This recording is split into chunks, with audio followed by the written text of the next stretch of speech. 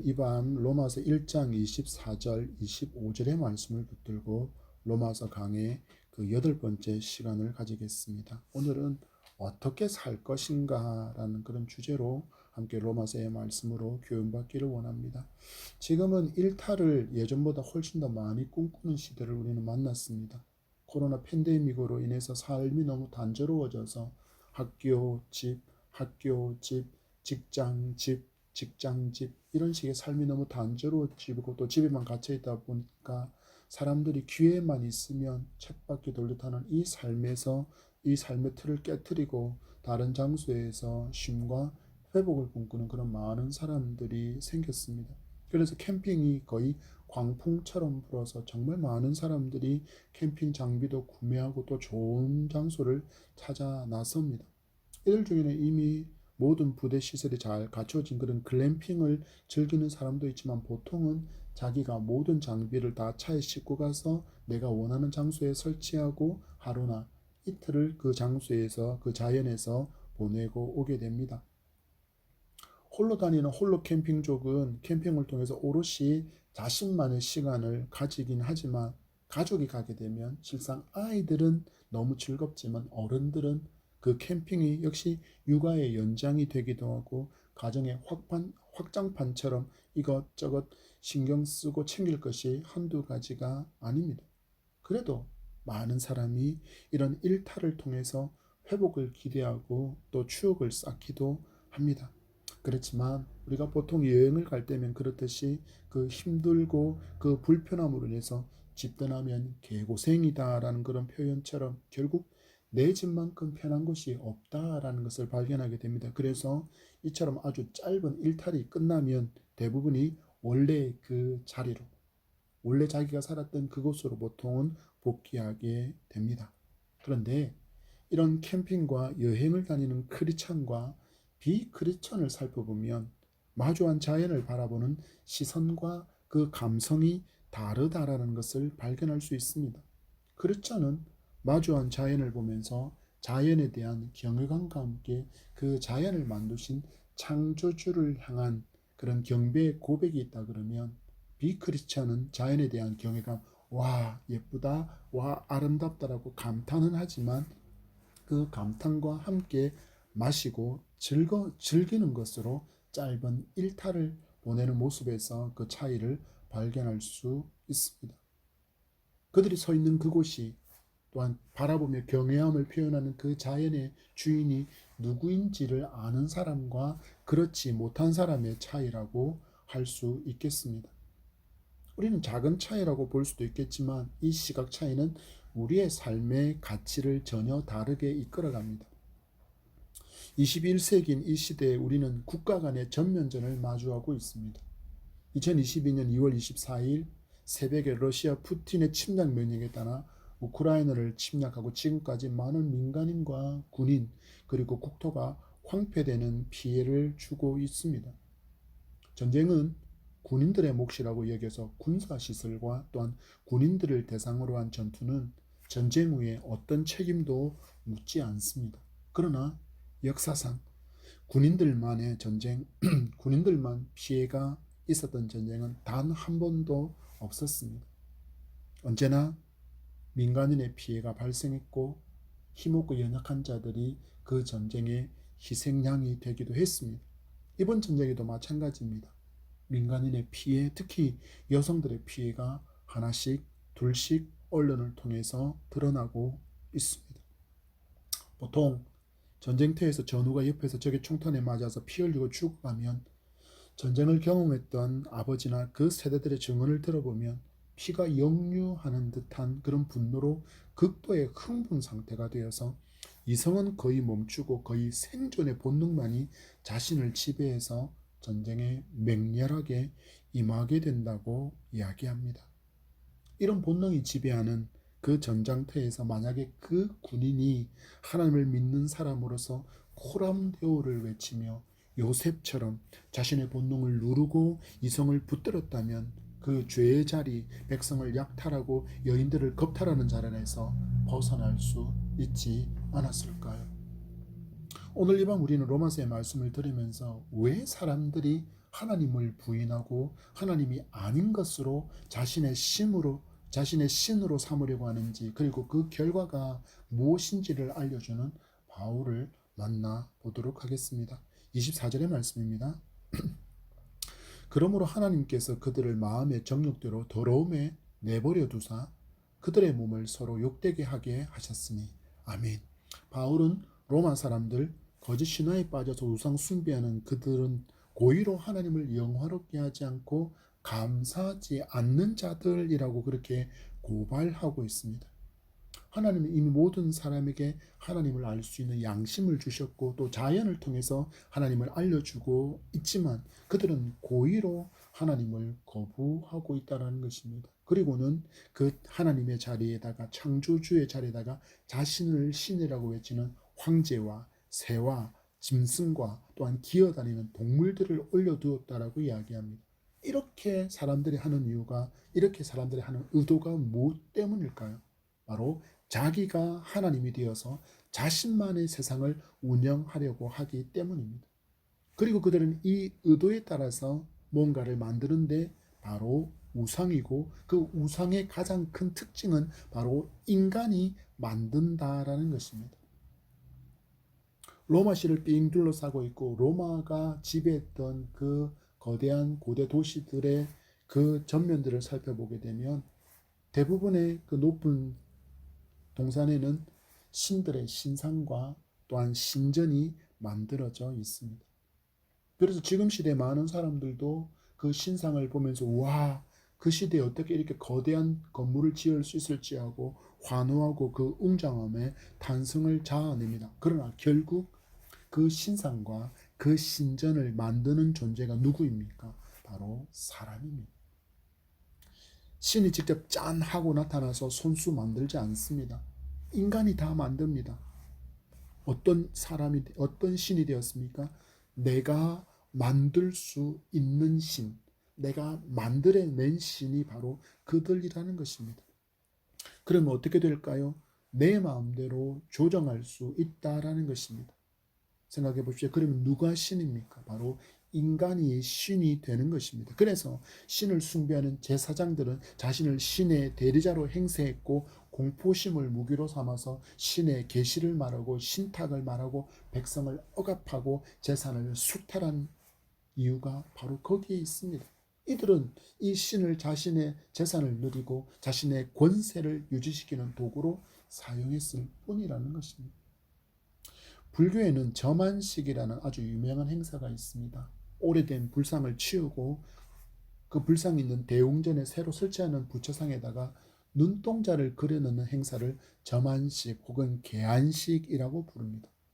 나무, 돌, 구리, 금 등으로 만들어진 이 불상은 아무런 영험이 없지만 그 불상에 눈을 그려놓는 순간에 그 불상이 신도들의 기도를 들어줄 수 있는 그런 영검한 존재가 된다고 말하는 행사가 바로 개안식이고 점안식입니다. 다시 생각해 보십시오. 불상을 누가 조각합니까? 불상을 누가 만듭니까?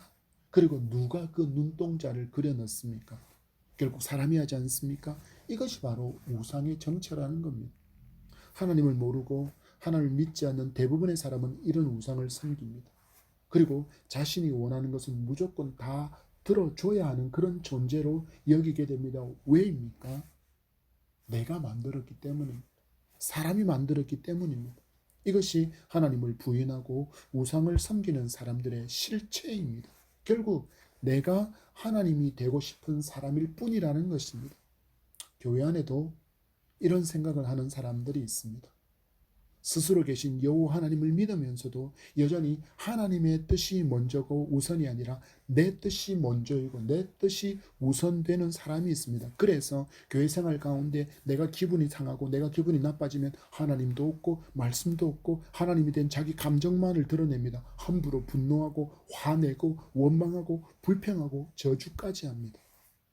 이런 모습은 성도에게서뿐만 아니라 목사의 세계에도 비일비재합니다. 회개해야 합니다.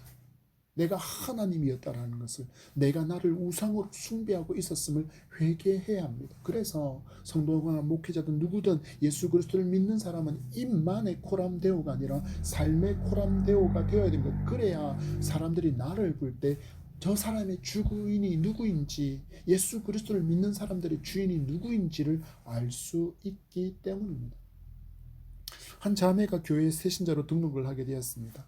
담임 목사와 면담을 하면서 어떻게 교회에 오게 되었는지를 물어보니 교회를 다니는 딸의 친구 엄마인 아무개 때문에 교회를 오게 되었다고 말하더랍니다. 그래서 목사가 반응합니다. 아, 그 집사님이 전도를 했습니까? 라고 반응하니 이 자매가 교회에 오게 된 과정을 이렇게 이야기합니다. 그 여자 집사님은 제 딸이랑 같은 반 아이의 엄마입니다. 그래서 자주 만날 기회가 있었는데 어느 날 길을 걸어가는데 맑은 가을 하늘을 보면서 하나님이 만드신 하늘은 언제 보아도 가슴이 떨려요 라고 말하는 것을 듣고는 충격을 받았다라는 것입니다. 길을 가다가 하늘을 쳐다보고 그 하늘을 보면서 하나님이 만드신 하늘은 언제 보아도 가슴이 떨려요 라고 말하는 그 말에 충격을 받았다라는 것입니다. 자기에게는 그저 그런 하늘인데 그렇게 가슴 떨릴 만큼 감동할 만한 하늘도 아닌데 어떻게 저렇게 할 수 있지? 예수 믿으면 뭔가 다른 게 있구나 하는 생각을 갖게 되었고 그래서 교회에 오게 되었다는 간증이었습니다. 하늘을 바라보면서 하나님이 계신 것을 인정하는 사람이라면 매 순간의 삶이 정결하고 또한 거룩한 삶을 살려고 노력하지 않겠습니까? 또한 하나님의 동행하심과 그 보호 아래 있음을 알고 담대하고 감격하는 삶을 살아가지 않겠습니까? 그렇다면 우리가 쳐다보는 이 하늘의 주인이 바로 나의 아버지 하나님이심을 믿고 있는지, 그리고 우리는 이 자매와 같이 고백할 수 있는지 돌아볼 수 있기를 바랍니다. 이런 고백이 진실로 나의 고백이 되어진다면 이 작은 교회 안에 있으면서 어떻게 내가 주인인 듯이 마치 하나님보다 더 높은 존재인 듯이 교만하고 오만하며 방자하게 생각하고 말하고 행동하겠습니까? 종교개혁 이전에 교황의 거짓된 주장과 교회의 잘못된 가르침을 비판하며 성경으로 돌아가야 한다고 가르친 개혁가 위클리프라는 분이 있습니다. 그는 결국 교황의 세력에 의해서 이단으로 판정을 받아서 쓸쓸히 죽게 되었지만 그의 책은 남아서 많은 후대에게 영향을 끼쳤습니다. 특히 이 위클리프의 책에 영향을 받은 한 사람이 있습니다. 바로 그 사람은 존 후스라는 사람으로 위클리프의 책을 보다가 그려진 사파를 보고는 큰 충격을 받았습니다. 그 사파의 내용은 이렇습니다. 예수께서는 가시 면류관을 쓰시고 십자가를 지고 계신데 교황은 황제보다도 더 높은 3층으로 쌓은 높은 면류관을 쓰고 값비싼 예복을 입고 다니는 모습이었습니다. 예수께서는 가늠한 여인에게 내 죄 사함을 받았다라고 은총을 베푸시는데 교황은 면죄부를 팔아서 벌어들이고 있는 많은 돈으로 자신의 성을 커다랗게 짓고 있는 모습을 보면서 흐뭇해하는 모습이 그려져 있었습니다. 예수께서는 영혼 구원을 위해서 전도를 위해서 샌들을 신고 광야길을 걷고 계신데 교황은 백마를 타고 백성들을 통치하는 모습이 그려져 있습니다. 예수께는 허리에 수건을 두르시고 제자의 발을 씻기시는데 교황은 자신의 발에 입 맞추는 사람들을 보면서 흐뭇해하고 있습니다. 여러분, 누가 하나님이고 누가 주인입니까? 내가 주인이 되는 우상 숭배에 빠지면 누구라도 이렇게 됩니다. 내가 누군지 알아? 내가 목사야, 내가 장로야, 내가 이 교회 짓는데 얼마나 많이 헌금한 줄 알아? 사도 바울은 수많은 우상에 둘러싸여서 우상 숭배에 빠져있는 로마 성도들을 권면합니다. 여러분도 그리스도를 믿기 전에 이런 삶을 살고 있었습니다. 그런데 예수 구원의 복음이 여러분에게 임했고 여러분은 하나님의 의로 인해서 믿음을 얻게 되었고 의인이 되었습니다. 이제 여러분의 주인은 예수 그리스도뿐입니다. 자연으로 여러분에게 주신 양심으로 밝히 깨닫지 못하던 하나님을 말씀이신 예수께서 이처럼 우리에게 찾아오셔서 우리에게 이 복음을 알려주셔서 우리가 그것을 믿고 의인이 되었습니다. 그러니 이제 우상 숭배를 멈추십시오. 나를 섬기던 것을 멈추십시오. 나의 주인은 오직 여호와 하나님입니다. 내가 하나님의 형상으로 지음받았음을 나를 하나님의 일을 할 수 있는 동력자로 세워주셨음을 기억하십시오. 이제는 나의 뜻이 아닌 하나님의 뜻대로 사는 것이 마땅하다, 그렇게 외치고 있습니다. 그렇지 않으면 어떤 일을 만나게 됩니까? 24절에 보면 이렇게 그 다음 말씀 이루어집니다. 하나님께서 그들을 마음의 정욕대로 더러움에 내버려 두사 그들의 몸을 서로 욕되게 하셨다. 아멘. 보십시오. 그 결과는 하나님께서 무엇을 하든지 그냥 내버려 두시는데 그들이 서 있는 장소가 더러움이 가득한 곳이라고 표현하고 있습니다. 하나님이 없다고 외치는 사람들은 결국 자신이 원하는 대로 살려고 합니다. 지금 시대가 그렇지 않습니까? 하나님께서 정하신 질서를 깨뜨리고 인간이 주인이 된 듯한 사상과 정책을 말하면 의식이 있는 사람처럼, 좀 멋진 사람처럼 평가받지 않습니까? 그래서 한쪽으로 치우친 왜곡된 모습이 드러나고 있습니다. 단적으로 동성애를 보십시오. 하나님께서 돌로 쳐서 죽여라고 말씀하신 죄의 악입니다. 남자와 여자만이 하나님께서 허락하신 가정의 형태입니다. 그런데 남자와 남자가 가정을 이루고 여자가 가정을 이루는 것을 허용하는 사회가 멋진 사회라고 주장합니다. 그런데 이 사회를 이루려고 하니 자꾸 어떤 존재가 걸리적거립니다. 바로 신, 우리에게는 하나님이 그들에게는 걸림돌처럼 여겨집니다. 그래서 그들은 하나님을 지워버리려고 하는 것입니다. 인간이 중심이 된 세상, 인간의 능력은 뭐든지 가능해라고 외친 철학 사상가들의 주장이 거짓이라는 것이 1, 2차 세계대전을 겪으면서 경험했지만 여전히 인간은 무엇을 할 수 있다라고 주장합니다. 그래서 절대자는 없고 절대적인 진리는 없고, 그래서 내가 주인이고 내가 원하는 것, 내가 기뻐하는 것을 마음대로 할 수 있다라고 그들은 이야기합니다. 그 결과가 무엇입니까? 효가 깨어졌습니다. 가정이 깨어졌습니다. 삶이 무너지고 황폐되고 있는데도 여전히 내가 주인이 된 사람들은 세상이 나은 방향, 좋은 방향으로 가고 있다고 말합니다. 세상 사람들은 이렇게 살아도 성도는 그러면 안 됩니다. 하나님께서 뭐라고 하십니까? 더러움에 내버려 두신다고 말씀합니다. 한마디로 그 생각과 그 삶이 더럽다라고 하나님께서 판단하신다는 것입니다. 창조의 하나님께서 온 우주와 인간을 창조하시고 선언하셨던 말씀은 좋았더라입니다. 히브리어로 토브라는 단어를 사용하는데 좋다, 선하다, 즐겁다, 유쾌하다라는 의미를 가진 단어입니다. 특히 하나님은 인간을 창조하셨을 때 나라의 기록을 하나의 단어를 더 추가합니다. 메오드. 우리 성경에는 심히 좋았더라, 심히로 번역되는데 이 뜻은 굉장히, 매우, 대단히라는 뜻을 가진 단어입니다. 이렇게 인간을 심히 좋아하셨던 하나님께서 더럽다라고 말씀하시는 것은 그 길이 하나님께서 전혀 기뻐하시는 길이 아니라는 것을 알려주는 것입니다. 하나님 말씀합니다. 동성애 하나님께서 더럽다고 하십니다. 하나님께서 만드신 가정이 깨어지는 것 더럽다고 하십니다. 개인주의가 되어서 가족 간에도 사랑이 식어지고 효가 깨어지는 하나님의 명령 위반을 하나님 말씀합니다. 더럽다. 이 세상을 바라보며 탄식하는 사람들이 하나님이라는 존재가 있다면 어떻게 세상이 이래라고 항변하는 듯이 말하는 사람들이 많습니다. 세상을 보니까 악한 사람이 사기치고 등치고 다른 사람들의 고열을 짜내서 수익을 내고 넘쳐나는 부로 호의호식하며 살아갑니다. 그래서 그 모습을 보면서 하나님이 있다면 이런 불의함을 내버려두면 안 되지라고 말합니다. 하나님이 없으니까 이런 일이 일어난다라고 이야기합니다. 성경에도 보면 악인의 형통에 대해서 하나님께 원망하고 그 이유를 질문한 선지자가 있습니다. 바로 예레미야입니다. 예레미야 12장 1절 말씀에 내가 주께 질문하옵나니 악한 자의 길이 형통하며 패역한 자가 다 안락함은 무슨 연고이니까. 아멘. 다시 한번 물으면 내가 주께 질문합니다. 하나님, 악한 자의 길이 어떻게 형통합니까? 하나님, 패역한 자가 어떻게 안락함을 누리고 살아갑니까? 이게 도대체 무슨 일입니까? 라고 그렇게 하나님께 질문합니다. 그랬더니 하나님께서 이어지는 14절의 말씀에 이렇게 이야기합니다. 내가 내 백성 이스라엘에게 기업으로 준 소유의 손을 떼는 나의 모든 악한 이웃에 대하여 여호와께서 이와 같이 말씀하시니라. 보라, 내가 그들을 그 땅에서 뽑아버리겠고 유다 집을 그들 가운데서 뽑아내리라. 아멘. 그리고 잠언 21장 4절에 이렇게 이야기합니다. 눈이 높은 것과 마음이 교만한 것과 악인이 형통한 것은 다 죄니라. 아멘.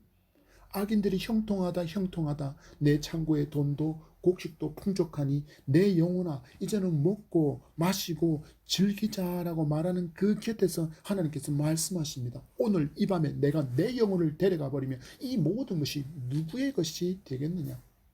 바로 하나님께서 심판하신다는, 하나님께서 반드시 심판하신다는 의지가 담긴 단어가 잠언 21장 4절 끝무렵에 나타납니다. 읽었던 악인의 형통한 것은 다 죄니라. 하나님 분명히 이 모든 것을 죄라고 이야기합니다. 죄의 삭은 사망이다라고 사도 바울은 로마서 6장 23절에서 선포합니다. 죄를 가진 존재는 살 수 없어. 죄의 문제를 해결하지 않으면 다 망해라고 그렇게 선포하는 것입니다. 이 땅에서 가난한 자 힘없는 사람을 등쳐먹고 사기치고 또 불의한 방법으로 재산을 산처럼 쌓았다고 해도 결국 그는 죄의 싹신 죽음을 맞이하게 되고 하나님의 공의의 심판에 따라 지옥에 가게 된다는 것입니다. 하나님을 떠나 살면서도 부자라서 권력을 가져서 나는 건강해서 나는 행복하다라고 여기며 살아가는 사람들을 지켜보시기만 하는 것은 그들을 향한 하나님의 저주라는 것을 성도는 알아야 합니다. 악한 자가 형통한 것은 부러워할 것이 아니라 하나님의 저주를 받고 있다는 사실을 성도는 알아야 합니다. 그래서 히브리서 12장 8절에 이렇게 이야기합니다. 징계는 다 받는 이거늘 너희에게 없으면 사생자요 친아들이 아니니라. 아멘. 말씀을 보십시오. 하나님은 내 길은 내 생각은 내 말은 잘못된 것이다라고 알려주시기 위해서 하나님은 하나님의 자녀들에게 고난을 주시고 역경을 주시고 심지어 육신의 병도 주신다라는 것입니다. 이를 통해서 깨닫고 악한 길에서 돌아서서 진리의 길을 가도록 하나님께서 허락하신 이 징계는 내가 하나님의 자녀이기 때문에 받는 것이라고 말씀하는 것입니다. 그래서 인생의 길을 걸어가는 동안에 내게 어려움이 있다는 것은 하나님이 나를 사랑하신다라는 또 다른 이름의 증거임을 성도는 믿어야 합니다. 그 징계를 통해서 하나님은 지금까지 나를 믿음 안에 머물게 하셨음을 기억하면서 이 징계로 나를 믿음 안에 머물게 하신 하나님 아버지께 감사의 찬송을 올려드릴 수 있는 그런 우리가 되기를 소망합니다. 25절의 말씀입니다.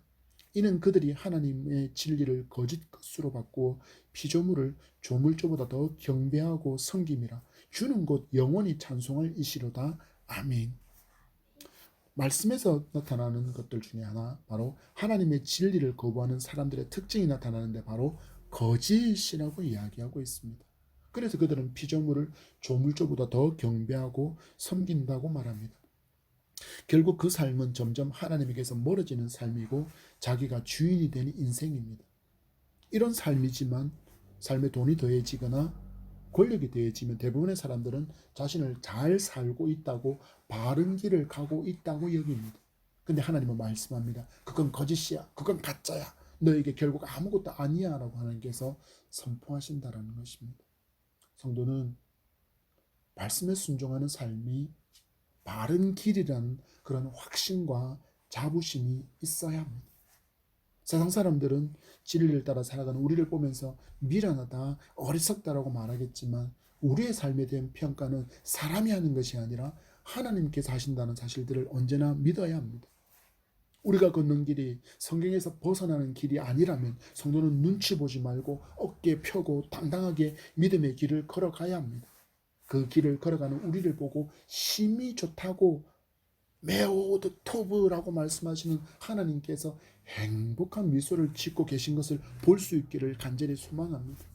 이 삶이 빛이신 예수 그리스도를 드러내는 삶이며 또한 하나님의 기대이기 때문입니다. 초등학교 아이들이 있습니다. 선생님이 묻습니다. 누구를 가장 존경하니?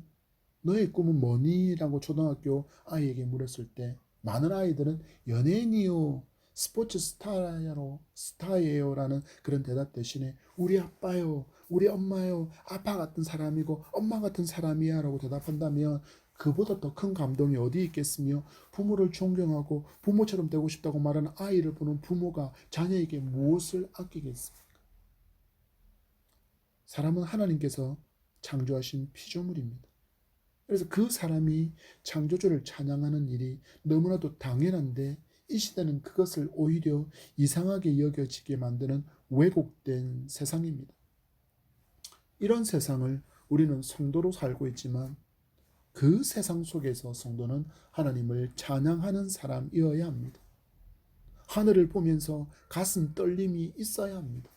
하나님께서 만드신 우주를 보면서 그 신비에 감동해야 합니다. 그리고 76억의 인구 가운데 나 같은 사람은 단 한 명밖에 없다는 이 놀라운 기적을 찬양해야 합니다.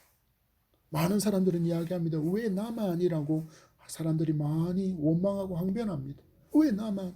왜 나만? 왜 나에게만? 하나님은 결코 실수하지 않습니다. 하나님은 나를 이 모습 이대로 창조하신 것은 하나님의 합당한 목적과 이유가 있기 때문입니다. 그래서 성도는 하나님께 비전을 간구해야 합니다. 하나님, 제가 이 땅을 살아가는 분명한 목적과 이유를 가르쳐 주옵소서. 이 비전을 발견하고 그 비전을 붙들고 살아가는 사람은 하나님으로 가득히 채워져서 나의 연약함까지도 은혜라고 고백하며 감사하고 찬양할 수 있는 것입니다. 여러분, 복합적인 핸디캡을 가진 송명의 시인의 시를 보십시오. 나에게만 베풀어 주신 그 특별한 은혜가 있음에 감사하지 않습니까?